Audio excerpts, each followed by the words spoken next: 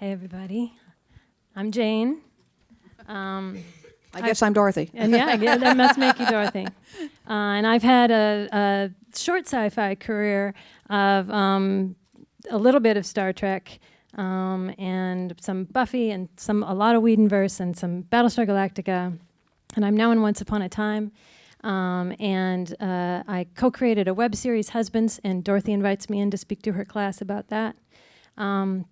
But Dorothy's career, I think you probably all know about. Do you want to just outline some of the amazing things you've done? No. Well, we've got time to go through it. My feeling is I've always been a working writer. Very good. Period. I love that. Let's talk about, you were with Star Trek before it even existed. Yeah.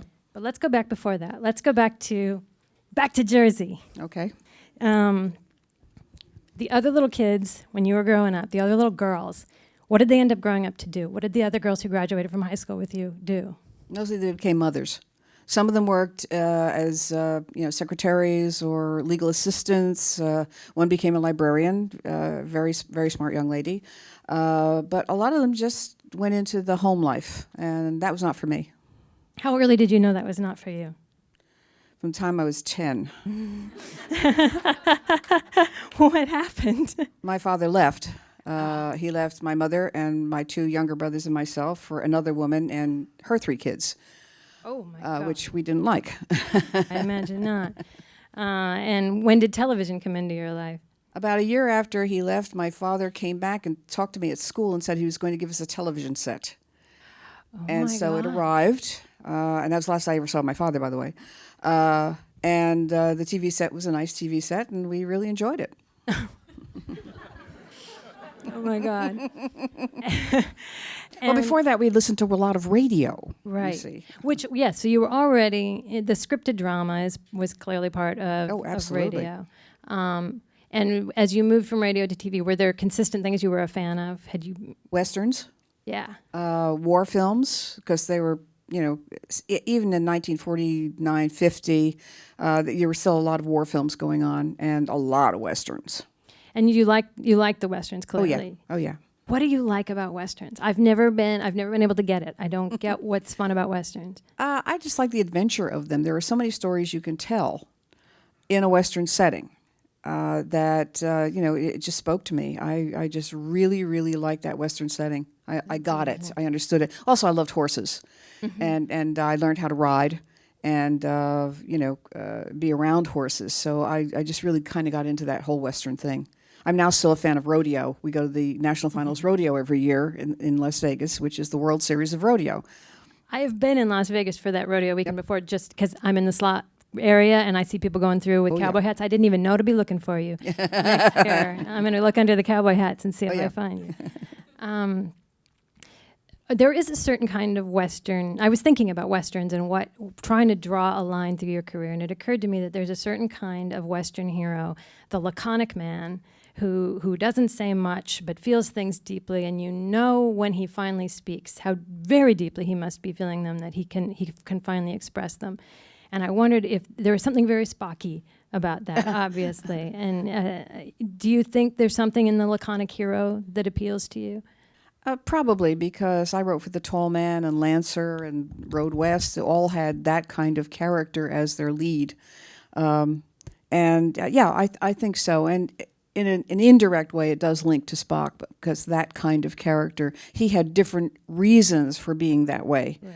But still, he was that kind of somewhat withdrawn, but still courageous, still, outstanding in many ways. That is the hero of most Westerns. Moving on to the junior secretary. Oh, yeah.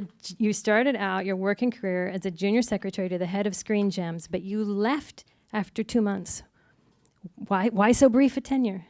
Well, first I have to tell you that I got my AA from Fairleigh Dickinson University in business, executive secretarial. That was the course, and I was looking for a job in New York because I felt that was a good place to be, and I saw this ad for Screen Gems. Didn't say specifically what the position was, but I applied for it, and I didn't hear anything, and I called them, and I got at them again.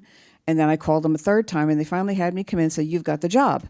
And I said, "Oh, good. Why?" Because I had to. They said, "Because you were the one person who kept coming back. You were the one person who kept coming and applying and applying. You wanted this job."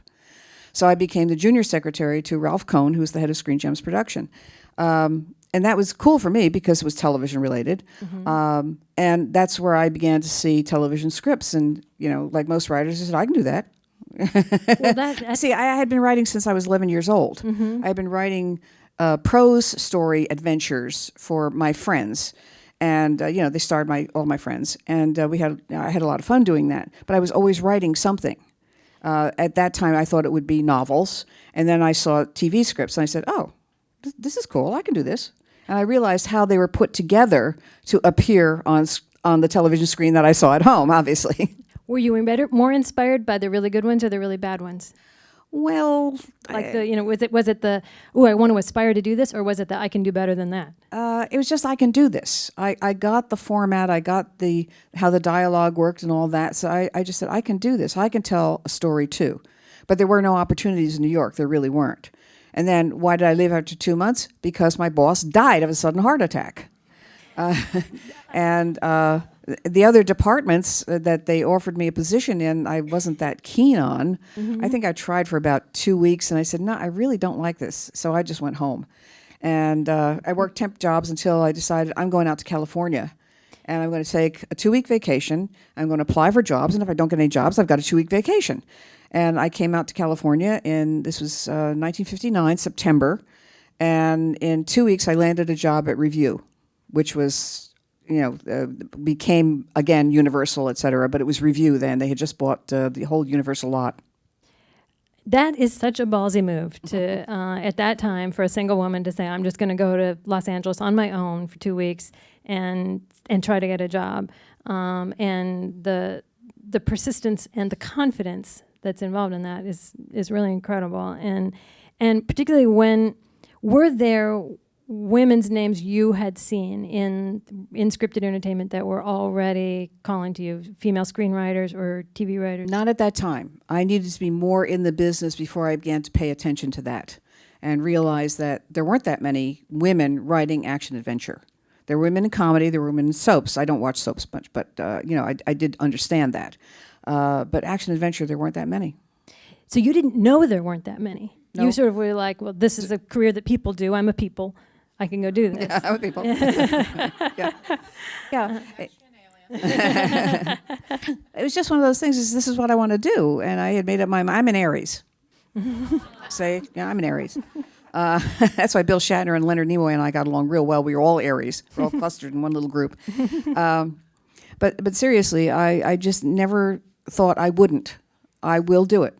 I will make my way. And the first way in is get inside the studio, which I had been in New York, but that wasn't really the place because there wasn't a lot going on in New York. Right. So California was the place to be, and I got the job and started in the script typing pool at Review. And at some point you started working for Samuel Peoples. Was that at Review? Yes. I saw an ad on the board for, they were looking for a production secretary on this series. It was called Overland Trail, starred Doug McClure and William Bendix. And I went and applied for the job, and I got it. So I was working for Mr. Peoples, but also for Frank Price, who was the associate producer on the show. Very cool. And you eventually went and pitched something. Yeah. What happened to your first pitch? Well, let me preface this a little bit. I went to work it was probably October of 1959. We were doing the Overland Trail, which was fine. January 1960, we had a writer's strike. That went on for 6 months. Yeah. And but in the meantime, Mr. Peoples had read a couple of my other, early little story efforts, and he said, "You come and tell me a good story, I will buy it." So when the strike was over, I went in and I told him a story for The Tall Man, which was the series that he was just starting then with Klug Uliger and Barry Sullivan. And I told him a story, he liked it, he bought it. That's awesome. And that attitude that tell me a story and I'll buy it is something that you and I have both, I think, encountered in our careers. And I think the persistence coupled with just a small spoonful of open-mindedness from the other side, I think you and I have both found that to be that if you get in there and you tell a good story, people will hear it. Right. I want to add one little personal thing. The guest star of that first tall man story that I wrote was Leonard Nimoy. And I went down on the set because obviously I was production secretary, I could. And he was very gracious. He was very nice. He offered encouragement. He was fairly young too, but he was offering encouragement to a newbie writer. And they liked the character so much, they brought him back. I didn't write that story, but then they killed him. Darn. Now that wasn't the first time you'd been on set, was to see your own thing. You'd been on set. No, I had visited the set before, obviously, just to see how this works, because I didn't know. Right. I'd never been on a set before. And what was your first visit to a set like? Was it overwhelming? Most of the tall man set, so Right. So I knew people from the on the crew and stuff like that. So it was very comfortable. I was not made feel like an alien or anything. So it was. They were very welcoming and very nice. And it sounds like that was the beginning. You've had closer relationships with the actors that you've worked with than I've seen on a lot of shows I've worked on. So you were still friends, obviously, with the Star Trek actors. Oh, yeah. And so it sort of started there, that you felt free to go down and talk with the actors. Yes. Yes. Well, on Star Trek, after the first year, and I was story editor, I went down and I talked to every one of the actors and said, "You've been living in this skin for a year now. What have you learned about this character?" And I wrote it down, and then I put it in the Bible with Gene Roddenberry's approval. But that was where Joanna McCoy came along, Dr. McCoy's daughter, because I suggested, how about if he has a son? She says, how about if he has a daughter? Okay, cool. So I came up with Joanna McCoy. That story still has to be written. But they were very open to saying, okay, this is what I've learned about the character. This is what I feel. This is what I think happened to the character in the past that made him or her this way.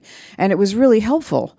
And I tried to do that on other shows that we had more than one season on, so that we got a sense of the characters and how the actors felt about portraying them and what they had learned in portraying them. I think that's brilliant, and I've never heard of anyone else doing that. I think that's really smart. The closest I got to Battlestar Galactica was a very cooperative show, where there was a lot of dialogue between the actors and the writers. But other shows I've been on, there has not been. I think that's really smart.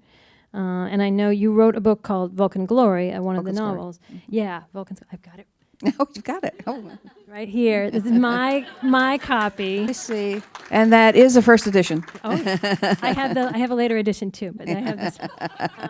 And I reread it this week, and it's brilliant. And thank you. But you said in prepping for that book, I believe I read that you talked a lot with Majel about the number one character. Yes. You've all Majel Barrett, Yeah. Roddenberry. Yeah. Since you all showed up for this, I'm assuming you know some stuff.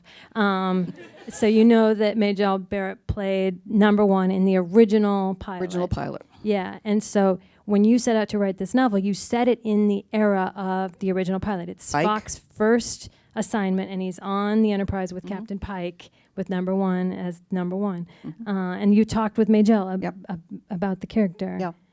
And what did she tell you? Well, she said that number one came from the fact that she actually had been a genetically organized or created character, that she and others were groomed to be specific things in their lives as men and or women, and she was the number one specimen in that particular group. So that's why she was called number one. And I put that in, and I thought, that's pretty cool, because she had thought about this. Nobody had given her that. Yeah. She had thought about it and come up with it herself. She was not a stupid woman. No. The system that you were working in, the come in and pitch me a story and you can make it, was the freelance system. Yes. That is pretty much gone now. I saw like the last tail end of it when I used to pitch at TNG, but it was going away at that point. Yeah. What were there things that you miss and like about that system, where journeyman writers could travel from show to show? Well, I've always felt, you're working on a show, and some outside writer comes in and tells you the story you never thought of because you're so close to all the material and the characters that you never thought of that one. And that's how I made my career. A lot of times I came in and told them the story they didn't think of. And, oh, okay, let's do that. Sometimes on a first assignment, they say, we want you to do the story. Okay, fine. Second time I'd come in, I'd say, I've got a story to tell you. And great. just about every time I sold it. And a couple thereafter. because I've worked on more than one show where I've done 3 or 4 episodes. Right. And you know what? If I get a chance to run a show today and I'm in line to maybe do that these days, I got a couple offers. I can't talk about them. But we're so intrigued. Oh my God. But I'll tell you what, I'd hire freelance writers. I would have a couple staffers who, always there to write some specific episodes and guide other writers, but I would hire outside writers because 9 times out of 10, they're going to bring you the idea you never thought of. Okay, now you're getting at the point now where you're going around, you're pitching at other shows, you're selling stories to other shows, some amazing sounding Westerns that I had never heard of. Frontier Circus sounds incredible. Yep. That was a very short-lived show, unfortunately. I just sold a story to them, but it was about one of my favorite topics, which is the Lipizzan stallions. Amazing. And, I had a great time doing the story anyway. And at some point around here, you started using D.C. instead of Dorothy. About the 6th show I sold, I was getting turn downs because it's like, well, a woman can't write this show. Yes, I can, but, they're not going to believe it, so there. So I started telling my agent to put it out, and I was writing on script pitches and everything. It's D.C., Fontana. Did you ever walk into a room where they were expecting a man? Not really. By the time, I had managed to do that, they knew I was a woman and they didn't care. I swear to God, I have only worked for men. I have never worked for a woman, which is sad. But not unusual. Not in this town, no. Yeah. But I always had a good reception, a good hearing, and most of the time I sold the story. Every once in a while you flake out. Okay, you didn't get it. Okay, fine. But a lot of times I went in and sold the story I meant to. Yes, I think that is a lot of people's experience. That I think there are some very good men in Hollywood that are eager to. They're so desperate for a story, they're not going to turn you down. And then I think a lot of young women out there who are coming up need to know that if they get here, they don't have to. They aren't necessarily dropping into a snake den. There are very good people here who are very happy to help people make their career. So you were going along. You were writing teleplays. You've had like 5 or 6 or 7 produced, but you're still working as a production secretary. Did you do that because you wanted to keep having a job to go to every day, or was it necessary?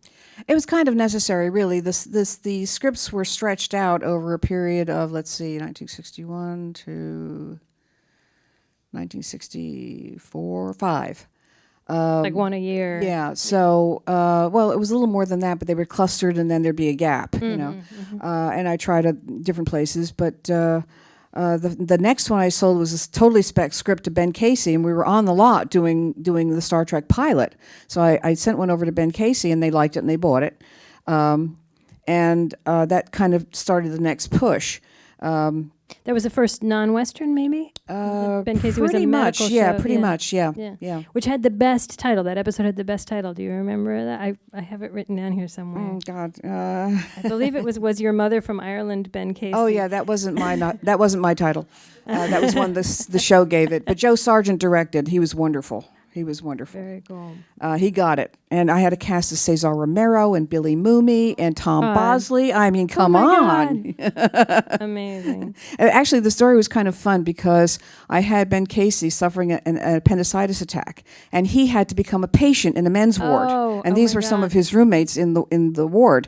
So I had a great time doing that. And he hated doing it because when he was an Olympic swimmer, he had suffered an appendicitis attack that kept him out of an event, and he was really pissed off that I picked that as his problem.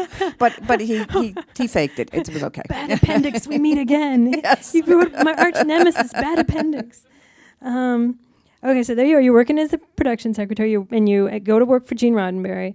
Well, I went to Gene work for Roddenberry. Actually, Del Reisman, who's this room is named for, in 1964. On The Lieutenant, because I had gone with Sam Peoples to MGM, working on a movie he was writing, and then he decided to move on, and I said, I really need a steady job. And I decided to stay there, typing pool one more time. Notice on the board, here's a position open. I went and applied, and since I had production, experience, and Roddenberry knew Sam Peoples, he said, okay, fine, So I came to work. It was really for Del, but also for Gene, and we did The Lieutenant. Right. And then when the lieutenant folded pretty much in 1964, so it was end of 63 into 64, she gave me this about 12 pages. And he said, he knew I'd been a writer. He knew I'd sold stuff. He said, read this. Tell me what you think. And it was Star Trek. And I said, it's really, really good. It was USS Yorktown and a whole lot of other stuff that was different. But I said, who plays Spock? Because Spock was always there. And he pushed a picture of Leonard Nimoy across the desk at me because Leonard had done a lieutenant. And I said, great. And, other stories to the contrary, Leonard Nimoy was always Mr. Spock all the way through. Martin Landau was never considered. That's a big rumor. I want to put it to rest. No one else was ever considered. It was always Spock. It was always Leonard Nimoy. And I believe you said at one point that he was a Martian at this point, not that was very early. And the makeup would have been kind of red, but they tried it on him and just in color it looked okay-ish, but in black and white it looked all wrong. So they finally went with what they then called Chinese yellow.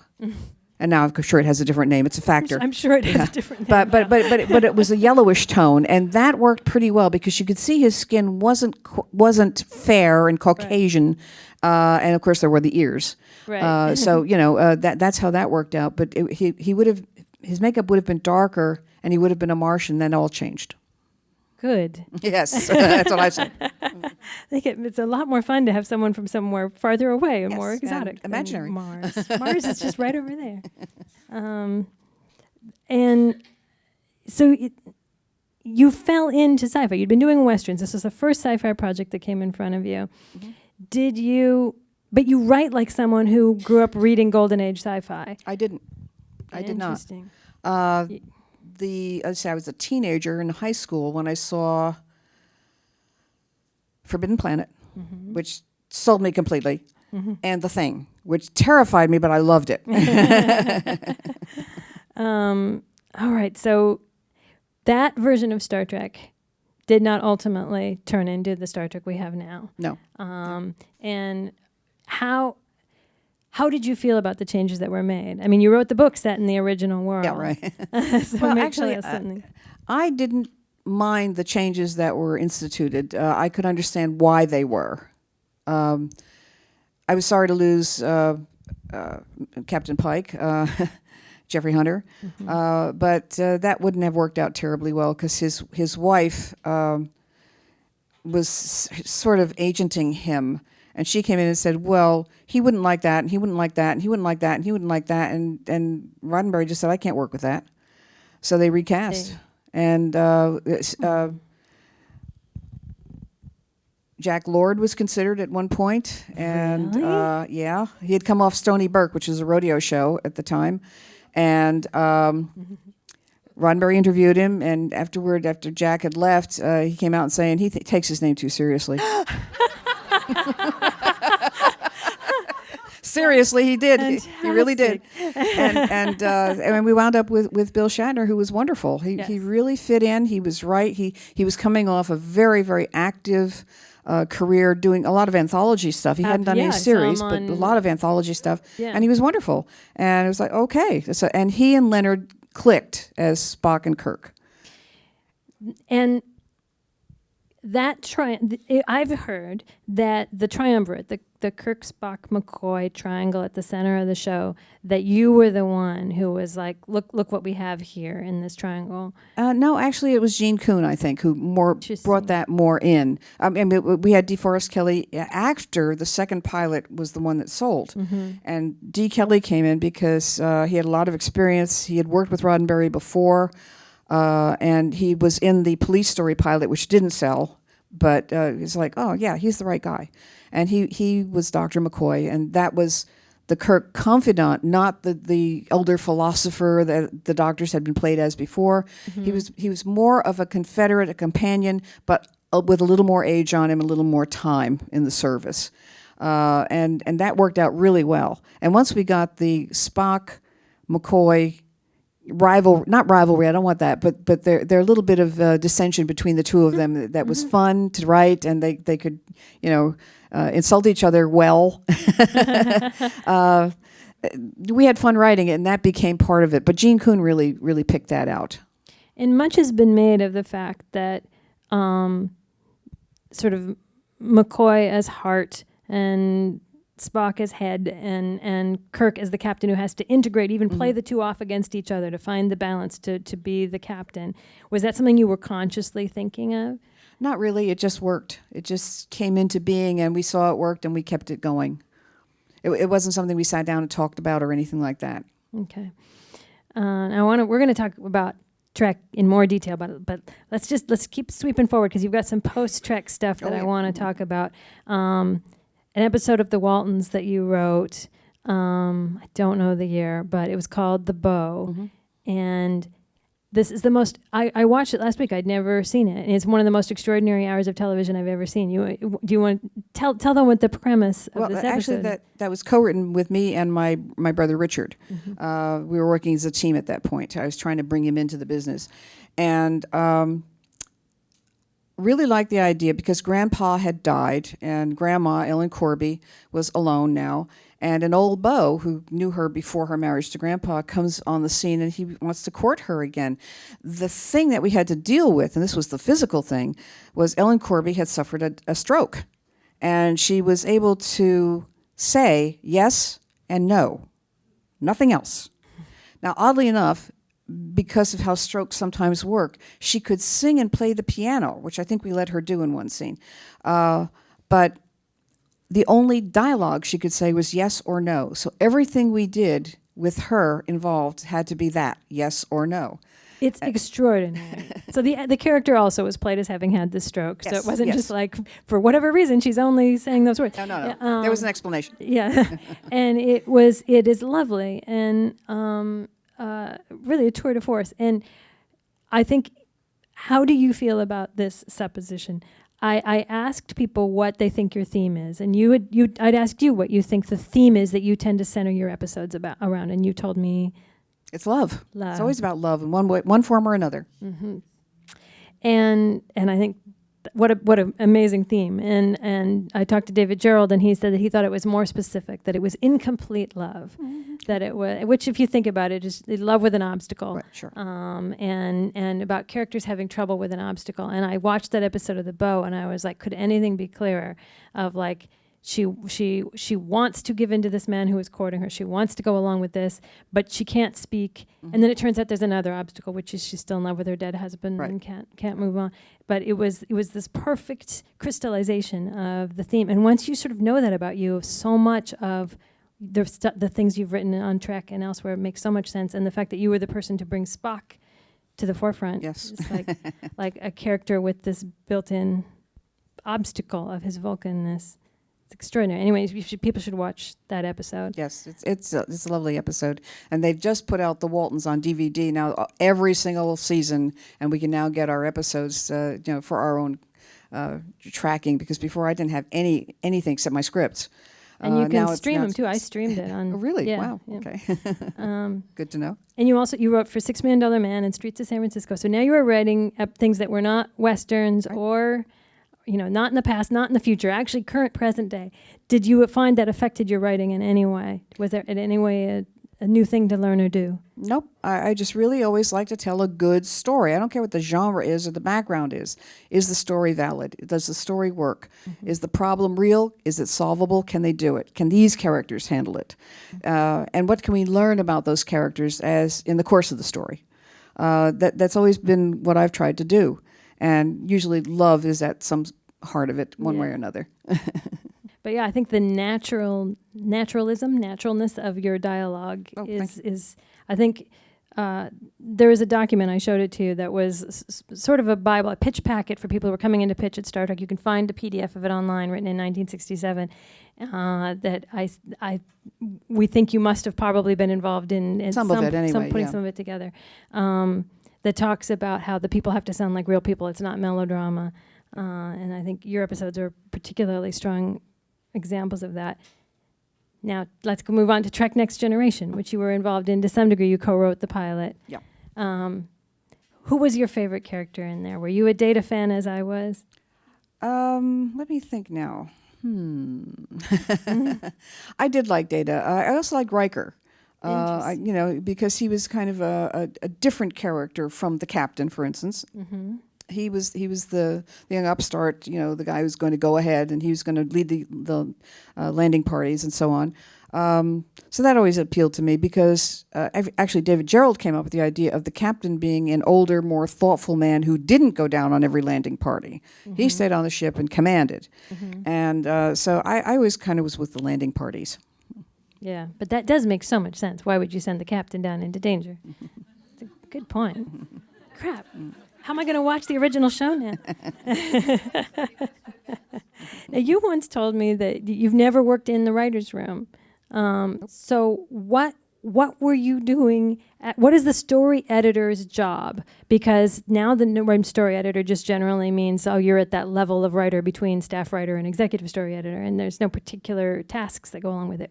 What were you doing at Trek, at Original Trek with that? Well, you had to read all the scripts, obviously, that were coming in, not just the ones that were under contract, but ones that were being submitted through agents for consideration. And with the writers who were on a contract, you had to meet with them. There were always problems with scripts. You never got a perfect script, ever. So you always had to meet with the writers and talk about, all right, here's the problem. How do we fix it? What do we want you to do to angle it toward our character or toward the problem, whatever. And then they went home and wrote and brought in another episode, another draft. It was basically working that way. It was working from story to first draft to second draft, and then, if necessary, rewriting. And I worked with Gene Kuhn very well, with Roddenberry too at that point.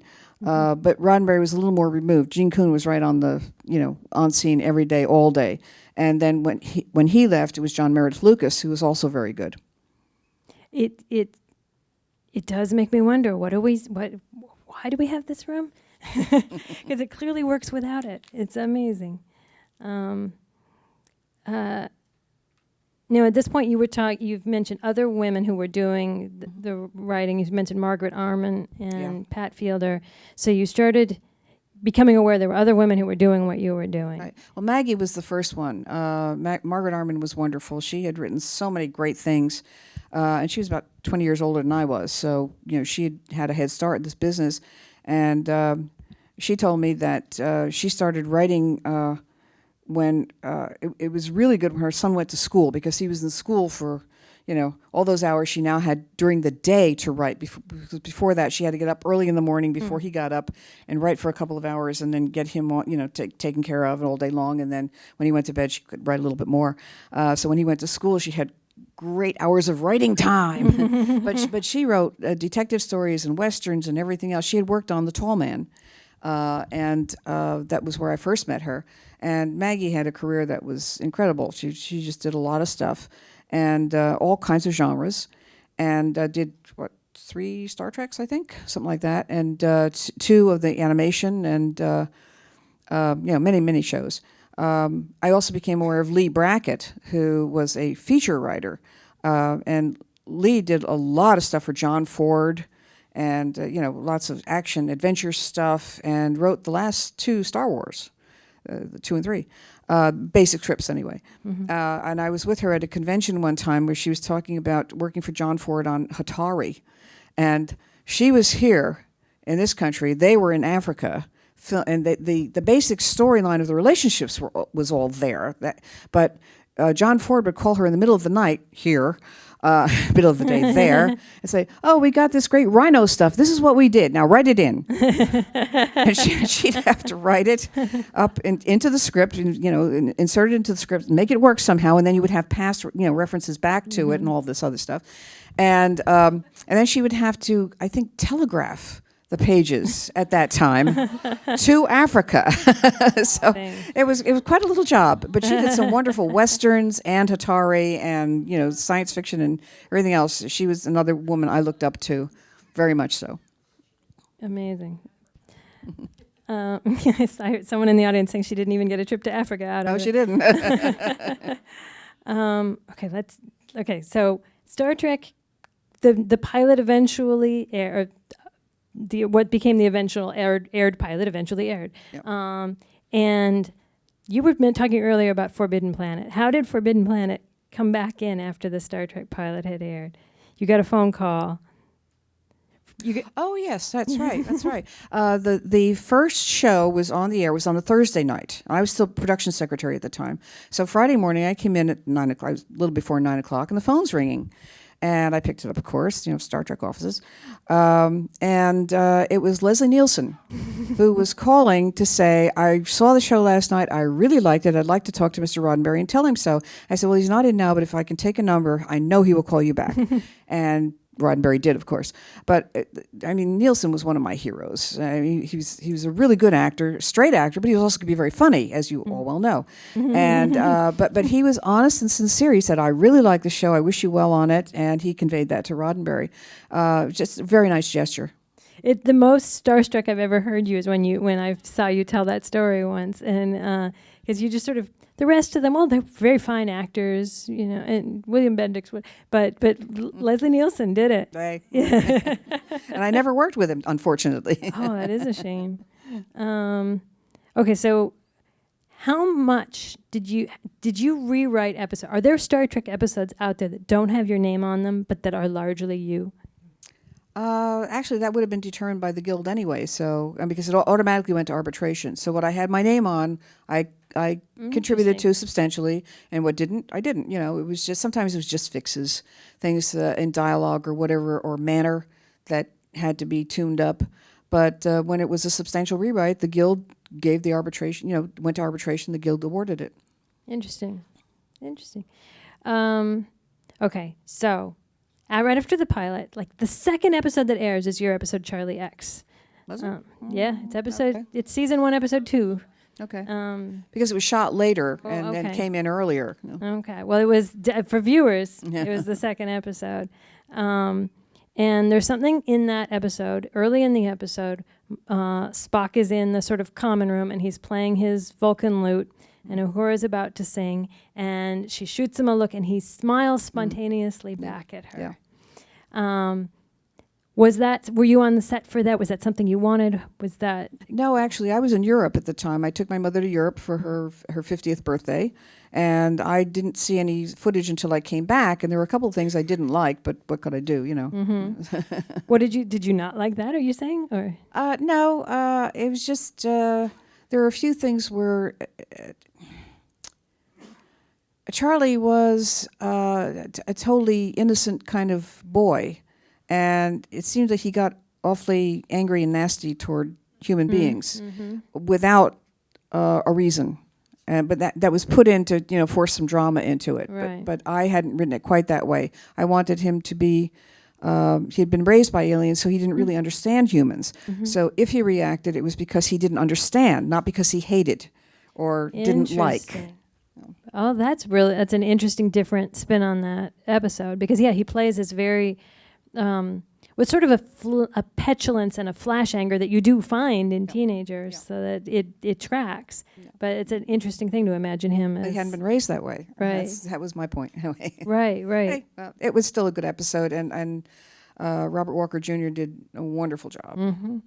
And in my mind, I'm imagining, the current incarnations of Trek, the J.J. Abrams movies, which has the Spock-Uhura relationship. I always picture him sitting down to familiarize or refresh his knowledge of the show and watching from the beginning and seeing the second episode and seeing that smile between Spock and Uhura. I think there is a big case to be made for the fact that you were the author of that relationship. Well, I didn't direct the show, so. But here's the things you did do, which is you created a lot of the Spock persona, a lot of the Spock history, and made Spock a romantic figure. So if we talk about This Side of Paradise, that was not originally a Spock romance. But this is the one with the flowers with the spores. A few clips out of it. Yeah, so you remember, so Spock was got to be sort of giddily in love, and it was amazing. And I think that episode, along with others, started the cult of Spock and the cult of Trek. I'm not sure the show would have continued without the romantic appeal that you gave Spock. But we didn't get to what that episode was originally going to be. That was a major, major rewrite. And originally it was going to be a Sulu love story. and the spores were in this cave. You know, it's like, well, that's an easy answer. Don't go in the cave. So if they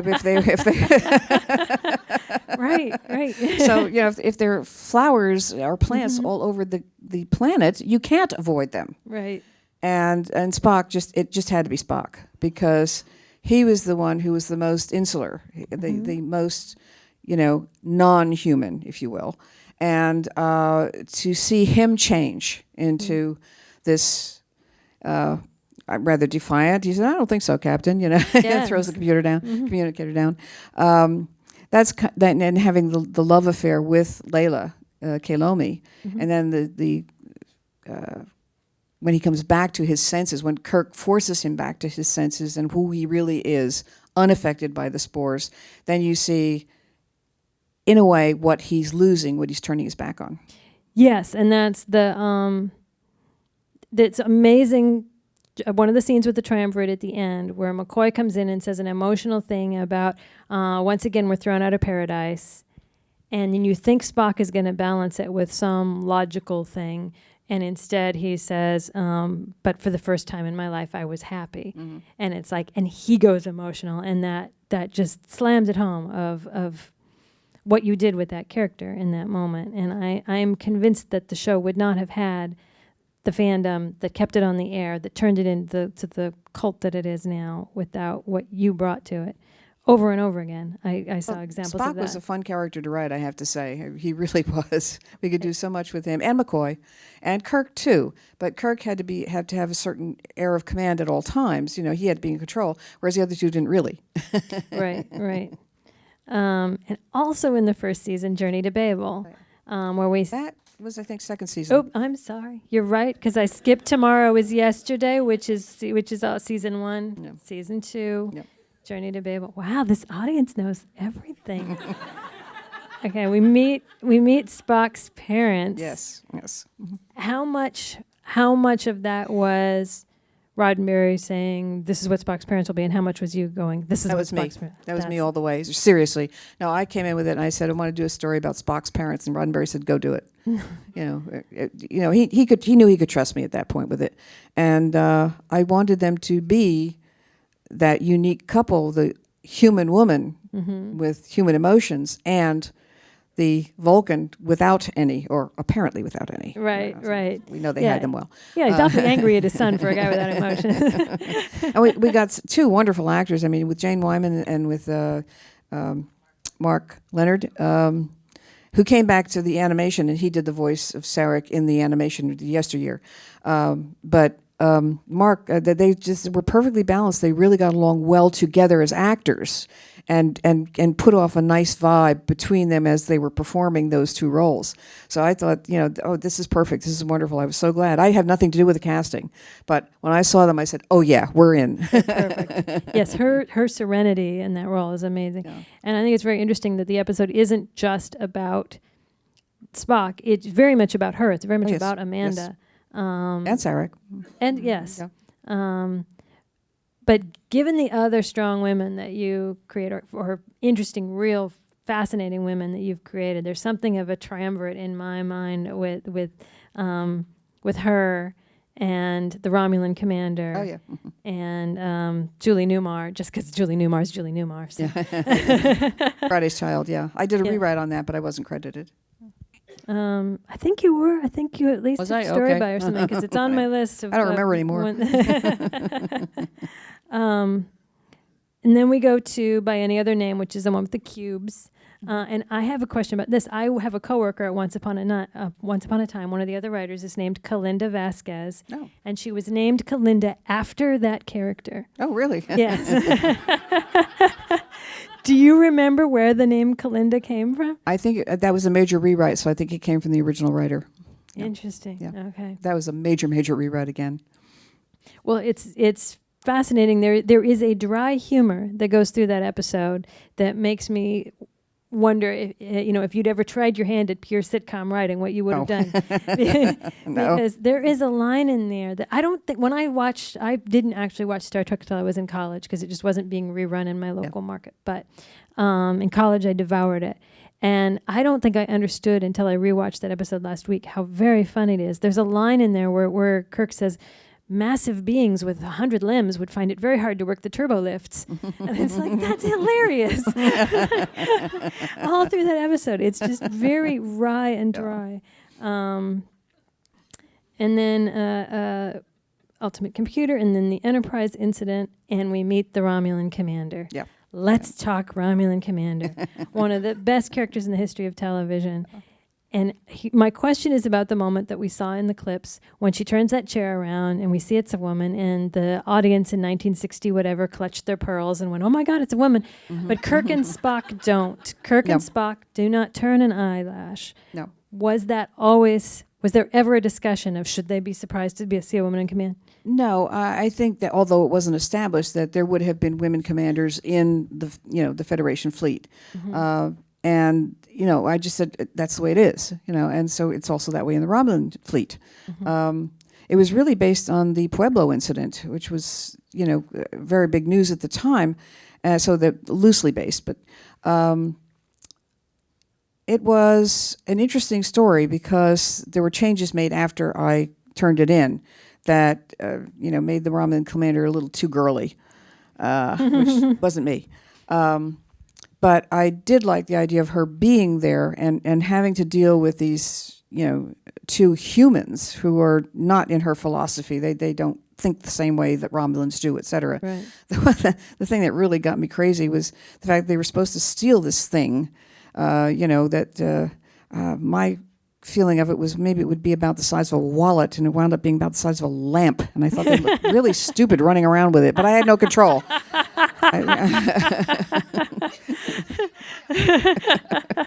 I had no control over that. I was kind of off the show by that point because I realized it wasn't working. The biggest thing that turned me off was I mentioned the one story with Skippy Holmeyer, and I forget what we called that thing, was supposed to be about Joanna, McCoy's daughter. Way to Eden. And Way to Eden. The hippie episode. Yeah, right. Well, it wasn't quite supposed to be that way, but she was supposed to be along with this group of people who is influenced by the Skip Holmeyer character, and is challenged to maybe go with. Oh, personal connection to make it mean something to our main characters. That sounds generally like what you like to do. And I have to mention names here. Fred Freiberger told me, well, that can't be because McCoy is a contemporary of Kirk. He's not. And I said, no. He's at least 10 years older. That's how we've always played it. That actually was the gap in ages between the actors, and they played it that way. And I said, I'm in real trouble. I got my agent to get me out of there a lot right away now. Oh. So that story was heavily rewritten to get rid of Joanna, in point of fact, and bring in Chekhov's Russian ex-girlfriend. Right. So that had nothing to do with that. Right. And that's not clearly as emotional. My ex-girlfriend's Gone Hippie is not as interesting as my daughter has. And so a tremendous show was lost. It lost itself, it lost you, and then it lost the audience. Well, I went to other things. I was doing Bonanza and stuff like that. I went on to other things. Absolutely. And yet the Trek phenomenon did not die. Oh, no. Tell me about Equicon. What was Equicon? Oh, God, those came afterward. The first Trek cons, there was one in Los Angeles, I think in 1967, 8, something like that. Yeah, the big ones were in New York, right around that time. And the first one, and I went to it, they expected maybe 500 people. They got something like 1,500, 2,000, which they didn't expect at all. And the next one was even bigger. And then they started getting the actors to come, and Roddenberry and me and others. Gene Coon came a couple times. And Equicon came later. Around 73? That's about right, yeah, 73. Organized by B. Joe Trimble, who had been affiliated with the show in a little bit. And I was on the con committee and other people we know. And those were fun, but they were here. One was in Los Angeles, one was in San Diego, and then we came back to Los Angeles. We did a couple here, and then we went down to San Diego, and then we came back up here. Right. Right. Yeah. She remembers. This is Dorothy's friend Fran, who is a lot of the. Yes. And actually, organization was really pretty good. A lot of people were very happy to come and do a talk or be on a panel or introduce a film or whatever. It was very nicely done, and we had great attendance. Really, really good attendance. Was there already a culture of conventions, fan conventions, that predated Trek? Yes. So, starting in the late '60s and then continuing on. So contemporary with Trek then. Yes. Okay. Yeah. Well, late '60s, it was kind of like off the air, and then I think part of that bringing it back as a movie was Star Wars happened in 1977. And some Paramount executives said, we have one of those.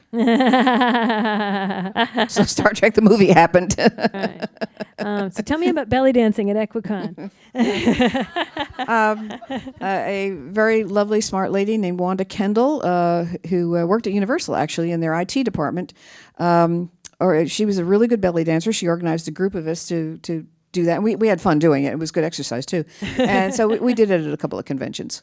That sounds amazing. Now, why aren't I invited to dance and shake my stuff at science fiction conventions? Wanda's married and moved up to Oroville.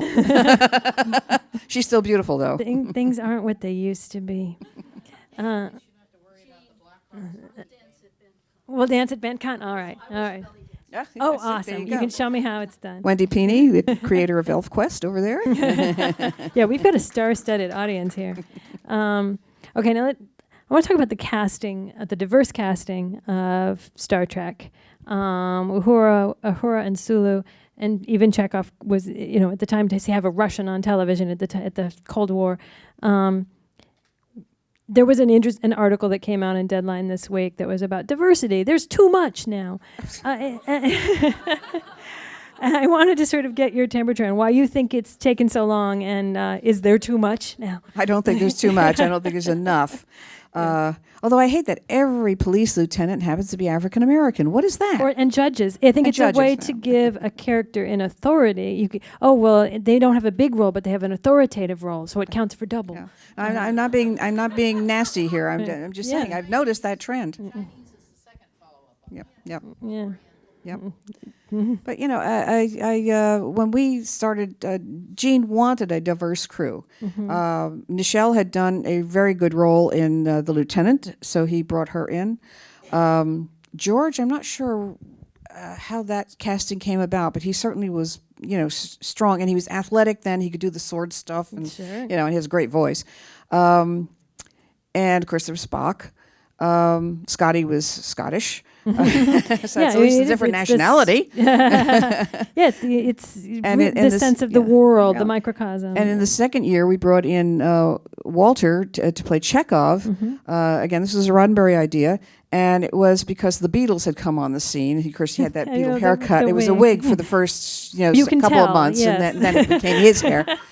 And wanted him with a Russian accent simply because of the fact that the Russians were having a great space program going on, and we were competing with them. So let's bring one in as a friend, someone on our side. I love that, and it's very, very smart. And other women other than you were writing the show. Margaret Arman, yeah. That was it. Well, they even have two on a show. It's about what you get now. Yeah. There has not been a lot of progress. No.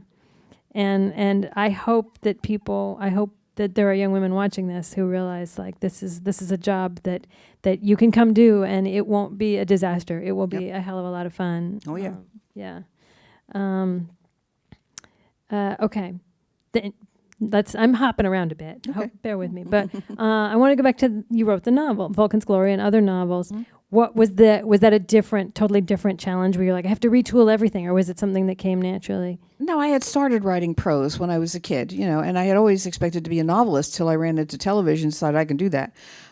So writing novels is not hard for me. I just like to have enough story, make sure I have enough story to make a real viable novel.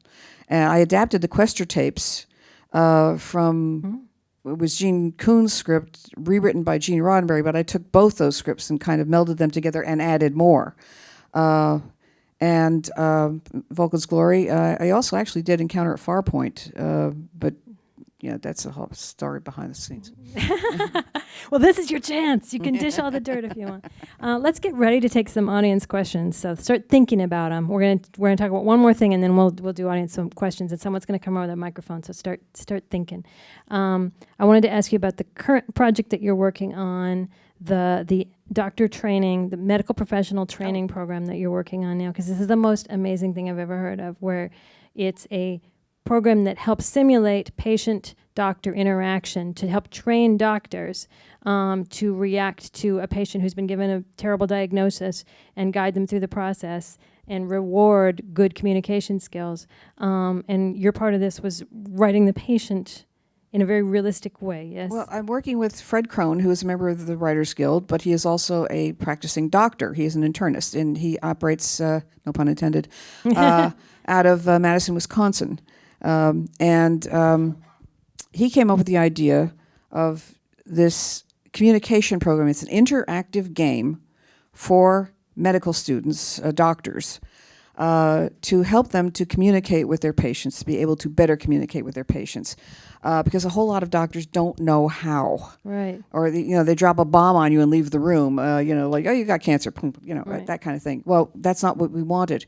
So we set up a scenario. The first part of it is breaking bad news. So we have a woman patient who's 29 years old, healthy apparently, and all of a sudden something bad happens to her. She starts a nosebleed, and she has a form of leukemia. And the bad news is we don't know if we can cure it.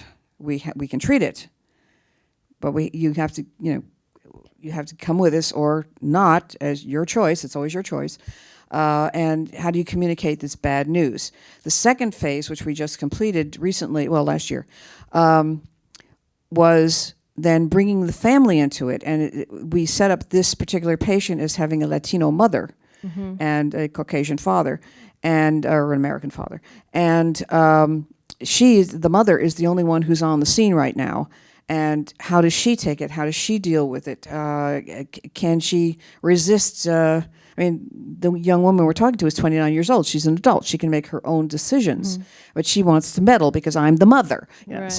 So we have a family conflict going on between mother and daughter and the doctors and the mother. And as it turns out, the young patient is also lesbian. And so her partner now has to be brought into this scenario as well. Now we've completed that. It was filmed and is being animated. It's in a rough form. It's being tested at University of Virginia, University of Michigan medical schools, and at least one more. I think Virginia Tech. I think it's Virginia Tech, and we've gotten very good responses from the medical students. In fact, Fred Crone talked to me the other day, and he said the only complaint we've got was there were some students at University of Michigan who were complaining, and their complaint was they didn't get to play the game. They got to play something else. They wanted to play that game. And so, okay, that's good. So we have gotten NIH grants to be able to do that second section, and now we're going for the third section. And what I talked with Fred about this too, and he talked about how you made the doctors cry, you made them that they totally believed and invested in this fictional young woman as real because you had scripted it in. It's more than just not being melodrama, but there's a certain amount of artifice in a lot of script writing. Even good script writing, we tend to put in a hint of poetry, and that you had stripped it out and made the dialogue so real world that they lost track of the fact that this was a scripted person. I think that's amazing. Well, it was fun to do because it was a different kind of challenge from writing a script. Because you had to, like in any game, interactive game, it's if this, then that. Right. If they say this, if they choose this answer out of the three we propose, then this will happen and that'll happen and that'll happen, and it might get them out of the game, or they can hook back into the game again. We also had a conflict with a nurse on the floor because the young doctor, goes into the room with two women, patient and her mother, without any other supervisory person there, like a nurse is usually on there. And what did you do? What did you say? So there's a conflict with the nurse on the floor as well as his patients. Amazing. And they got to that too. They understood that. Amazing. All right. Does anyone come up with any questions that our microphone elves can come?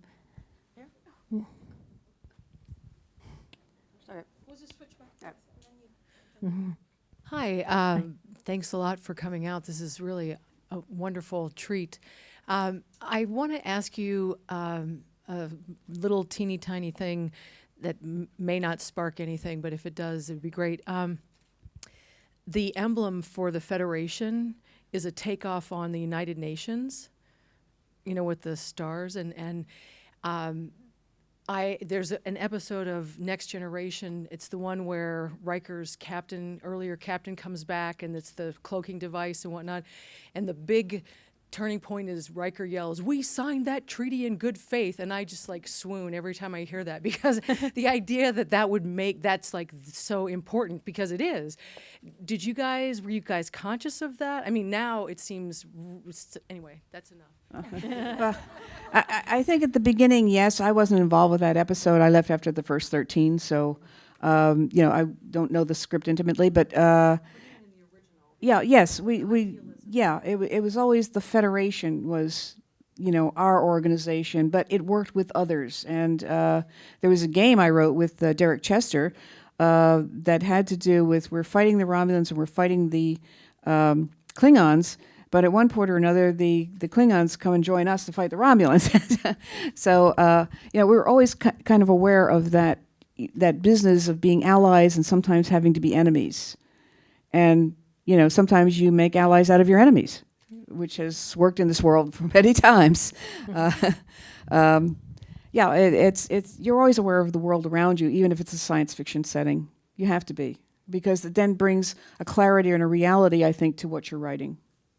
And I think that's one of the things that sets Star Trek apart is that notion that there's this optimistic future. There's a future where people really believe in treaties and obey them. Yeah, exactly. And it can contrast with many other shows that sort of ultimately reacted against that. But one back there.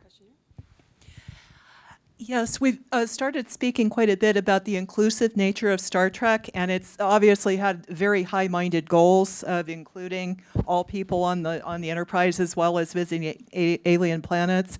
Men had to learn how to get along with women as colleagues. There are many things that are going on in this that are very praiseworthy. We have Shakespearean subtext through the entire thing. I mean, everything is very well planned. But I think what everyone loves best about Star Trek is the fun part, that it is kind of a space opera in the sky. I mean, you've got this Western aspect and the Americana aspect with James Kirk coming from small town and being this kind of cowboy jock guy, and just the funny parts of Star Trek that don't quite fit the frame are usually what people remember. And the human dimension is always front and center, and I think that's what we appreciate about it most. I have to assume that the writers were responsible for a lot of that, for finding the humor and finding the human dimension amidst all of the kind of the grand designs and grand planning, which is very typical in international relations environments. Mm-hmm. Well, Roddenberry always used to say, if you're not writing for human beings, who are you writing for? So we wrote to communicate ideas and stories and humanity, and in all our terrible and lovely ways. So, these are the stories. That's what we'd like to do. Hello, pleasure meeting you. I got a quick question about the era of Next Generation. You were involved in the first season. As you were aware, it was a very difficult period. The show had a hard time finding its voice. I was wondering what your opinions were about that era, about what, for lack of a better term, was Roddenberry's mandate, that basically the core characters had to be, for lack of a better term, perfect, that they didn't have a lot of, they weren't allowed to have a lot of inter-conflict. And did you ever want to come back after the show, like say the third season or something, when the show kind of found its voice and was really becoming something? No, I left after the first 13. That was my contract, and I said, I'm out of here, because there was a lot of too much perfection. People aren't perfect. We find stories in their non-perfection or striving for perfection. And they weren't there really.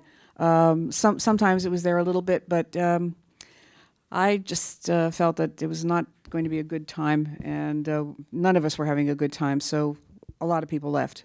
In fact, the turnover was so much that we used to say something about, how many of the 5,000 members of the Writers Guild didn't work for Star Trek? Were you able to continue watching the show after you left, or did you not watch? Actually, no, I didn't.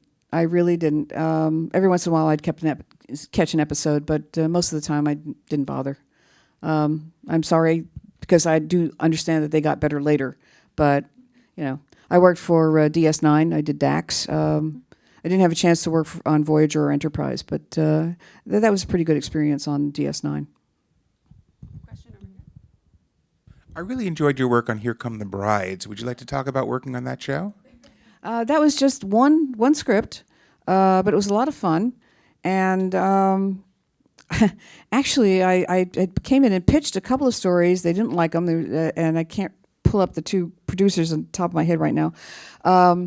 But they were good to work with. When I finally just reached into my deep back pocket and said, how about this? And I had seen the night before a Laurel and Hardy comedy about, and it was before they were Laurel and Hardy. Stanley was a Scottish immigrant to the United States, and Hardy had to get him out of his kilt and into pants. It was a funny, little short comedy. And I said, how about if the guys have this uncle who's a Scottish laird, and he's kind of really ruined the clan back in Scotland. Now he's come here. He wants to take, because he's the laird, he wants to take over the Bolt, operation. And I said, "Ooh, that's cool. Good, let's do that." So literally, I just pulled one out of my back pocket because I thought of this Scottish character that Stan Laurel had played, and I said, "Oh, how can I make that work?" Okay, got it. That's awesome. And I love pulled it out of my back pocket. That's such a ladylike way to say it. There's a question there.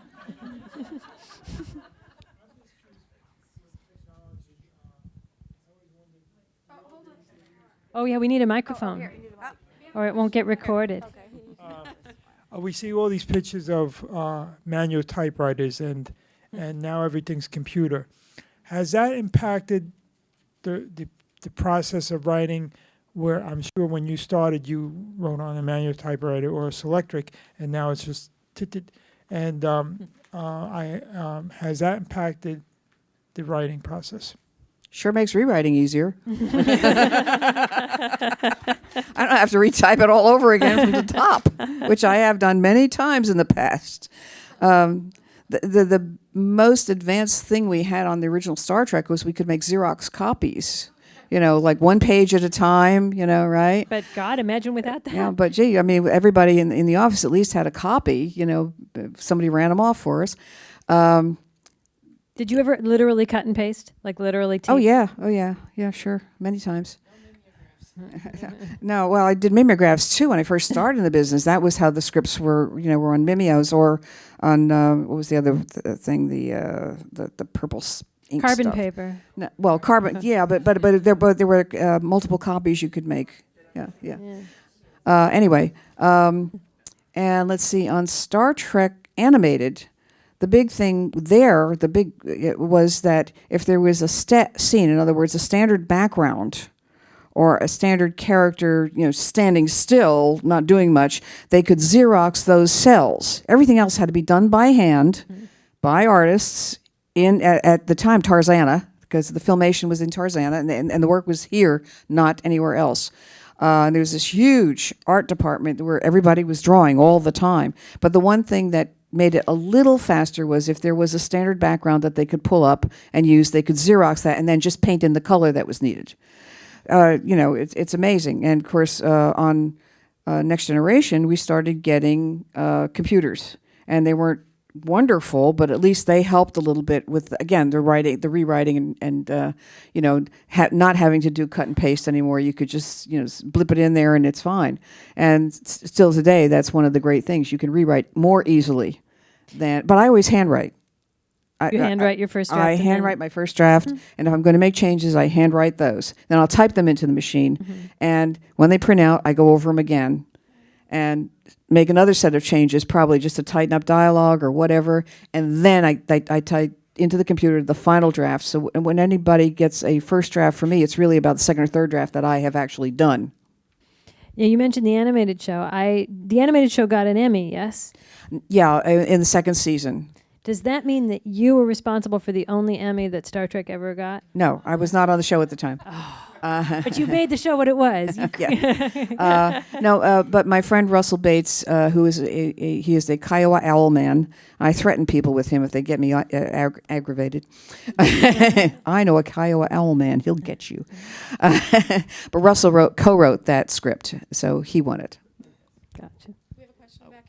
Hi, thank you so much for sharing your experience. It's really quite wonderful. I have a question about your work as a freelance writer. Today we have the benefit of DVR. We can PDF, get a PDF of an existing show episode.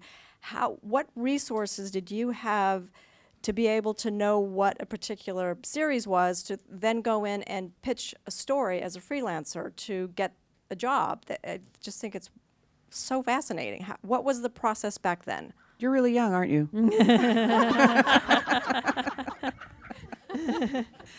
Well, we watched the show on television. Or if it wasn't on yet, usually the producer would send you the first scripts that they had so you could see what they were, and a Bible. Or they would have you come in and watch a screening of their pilot if it wasn't on the air yet or even available, to hand out as a script. But they acquainted you with the show. You came in and they told you about it. Or if it was on the air, of course, you could watch it. But you couldn't go back and watch. You couldn't have missed it. But of course, shows had were less arc driven, so you didn't need to have seen every episode, I imagine. But you tried. Yeah, it was more anthology type stories, if you will, in the sense that there was no big continuing arc usually on shows then. And I wonder if people talk about show Bibles, but you hear less and less about show Bibles, and I wonder if that's because you can so easily just watch the entire run of the show that they don't. I guess, but I think to sell it, you have to do a show Bible. Yeah, to once get it the up. show, that collection of data that's compiled about a show as it's ongoing. I think maybe there's less emphasis on it now. Because, Probably. But to sell it, I still tell my students, you have to write a Bible. Mm-hmm. You have to at least give first, maybe second season arcs, because that's what's required these days, and specific stories that would fit into those arcs to give an idea of the kind of stories you want to tell and how the characters act and develop and all that. And of course, a good, pilot script. Do you have show Bibles that you are currently writing? Do you have? I have one that's being circulated, yes, and another one that's kind of in the works right now. That's awesome. Have you ever thought about what you would do if you created a new world in the Trek universe? Could you create and run Starfleet Academy? I don't want to. Interesting. I don't want to. I want to do something else. I have other stories to tell. That's nice. That's good. All right, do we have another? Yeah. Do you find, because I know you handwrite your first draft, that the computer kind of limits the creativity when you're doing that first draft? That handwriting works better? I've just always handwritten. Since I started when I was 11 years old and I didn't have a typewriter, I've always handwritten. It's just my habit. And I know other people who do that too, and others who can't do anything but sit down at a typewriter/computer and do it that way. I just prefer to handwrite because I can cross out, I can put in stuff, I can, jiggle stuff around on the page to suit myself, and I don't have to mess around with the machine. I just prefer to do it that way, that's all. Do we have any other questions? Okay, I want to... Sherry.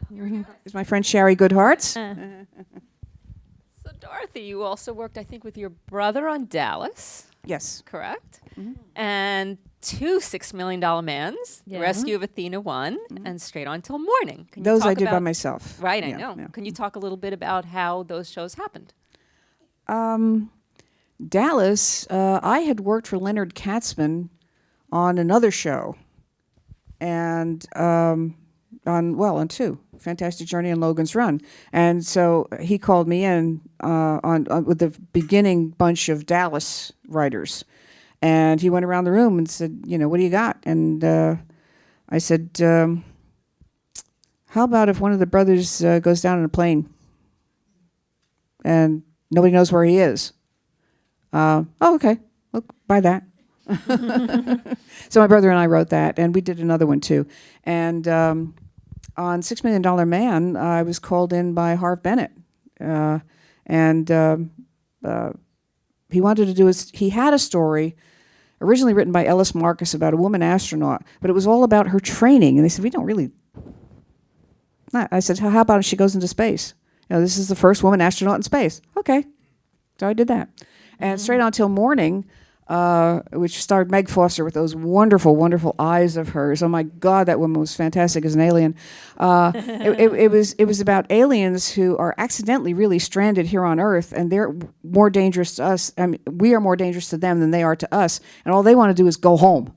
And the $6 Million Man has to, help them do that. So it was just fun. Mm-hmm. They're just fun stories to do. And they let me. The thing I never got, though, and I think I mentioned this to you, Jane, was that I did 2 $6 Million Man. I was never asked to do Bionic Woman. Yeah, it was weird. Yeah, but you know what I like about though is it means they weren't just going like, where's one of those women writers? We got a woman. They like they were actually seeking you out for you and your talents. That's awesome. Were you saying there was a question over here? Yeah. Hi, you mentioned students and teaching. I'm curious, what are your major words of advice for them? Like, what do you push them forward into their careers? Barbara, you want to answer that? Well, they should take Dorothy's class at AFI. Well, you can't. You have to be a student at AFI. Get into AFI. One is, get it on the page, because if it's only in your head, you can't make changes, you can't fix it, you have to get it on the page first. Write the end first. Then you go back and you look at it and make it better. The other thing is don't be discouraged. There are a lot of naysayers in this town. There are a lot of people who will tell you no. And the students at AFI are all really talented. It's just keep on trying, because you will hit it. And one of my students is right there. And well, I heard there was one of your students relayed a story to me when I reached out, just a story about your generosity of spirit, that there was a student who was scheduled to take your class, needed to take the class to complete their coursework, and then got a job that conflicted with the time.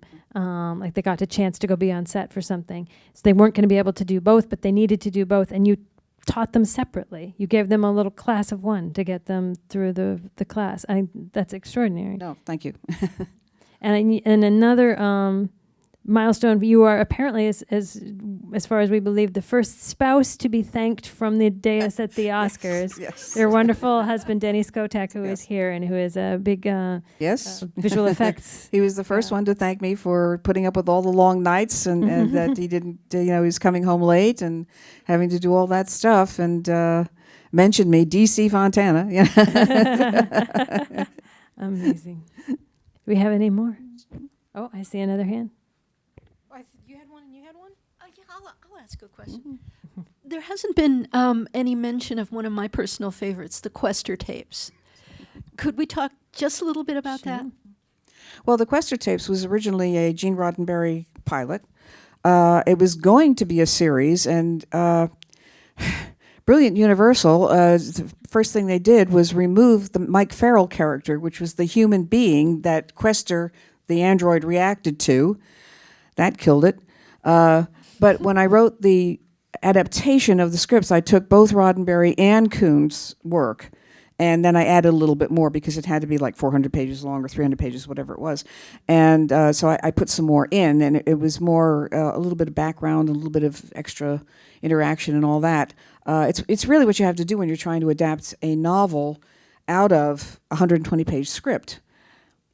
You have to be more creative. You have to use every source you can of what went into that story. I went to the story, I went to the background and everything else, and hauled things out of it and put them in, and then come up with some stuff of my own. And it's been cited as the precursor to Data. Do you think that's accurate? I am sure it's true, yes. Yeah, definitely so. I really liked Robert Foxworth as Questor. He was great. But Brent Spiner as Data was wonderful, too. Absolutely. Yeah. Oh my goodness, we got hands all over the place. You mentioned starting to work with your brother, and I just wanted to, since you'd started writing as a child, did that start when you were in your childhood, or how did that No, come it was about? at a time in my brother's life when he was just out of the Air Force and looking around for things to do. So we kind of hooked up as a team for a while. And then he went with the California Air Guard for 20 years. And then he was working for a logistics company too. So, he's made his own life now not writing. But we worked together pretty well for about 4 years. Yeah, we need oh, you got a microphone, good. I'm just wondering what shows nowadays that you're inspired by or that you wish you had a part of or that you binge watch. What's on TV right now that you're absolutely loving? If they called you to do Game of Thrones, would you jump in there? No, I don't want to fight with George R.R. Martin. I think they're doing a very good job on Game of Thrones. I do follow that show. I like the Sherlock with Benedict Cumberbatch. Yes. Also Episodes, which is another British thing. I like Empire a lot. I've kind of fallen in love with that. And I usually watch the NCIS ones.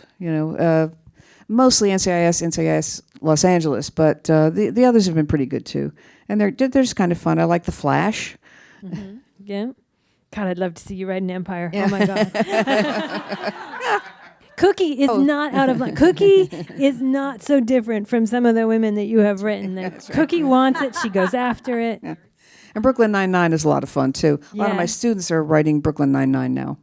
I mean, and not professionally, but as spec scripts. Mm-hmm. And doing very well, I might add. Yeah. Any more? Oh, over here. Doris. Hello. Hello. I'm just curious because I didn't realize you had written for Here Come the Brides, which I loved. And I was just curious whether you had ever read the Star Trek novel by Barbara Hambly, that in which Spock gets thrown back in the past to Seattle and meets the Bolt brothers. And I have read this. No. And I read it years ago, but I believe Aaron Stemple, who was also played by Mark Leonard, ends up with Biddy, and you realize it's implied that they're Spock's many generations past human ancestors. It was cool. It was I never well read written. It was really well done. I never read it, but Barbara Hambly is a good writer. So yeah, but I never read that one. Sorry. I read that one and started telling my mother about it. I was still living at home, and my mother was like, "I've seen this before. This is Here Come the Brides," which I hadn't seen. And so yeah, you should totally check that out.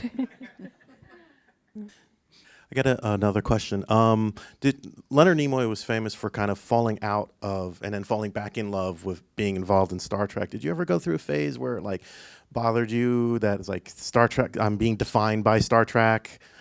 And I assume you're okay with it now, but was there ever an era where it was like, I'm not just Star Trek, leave me alone kind of thing? Well, when I wasn't doing Star Trek, I moved on. I wrote other shows, a lot of other shows, different kinds of shows, westerns, mysteries, etc. Adventure stories. So, you write what's there. And I liked the shows I was going in for, or I wouldn't have gone in for them. Star Trek got on by itself. Next Gen certainly did. I have to say, because people always ask me this, what about the movies? And I haven't seen anything literally beyond Star Trek 6. I stopped. I have not seen anything else, so don't ask me. I don't know. Is that it? Yay. Okay. Thank you. Well, we would like to thank both of you. Thank you. Thank you. Thank you.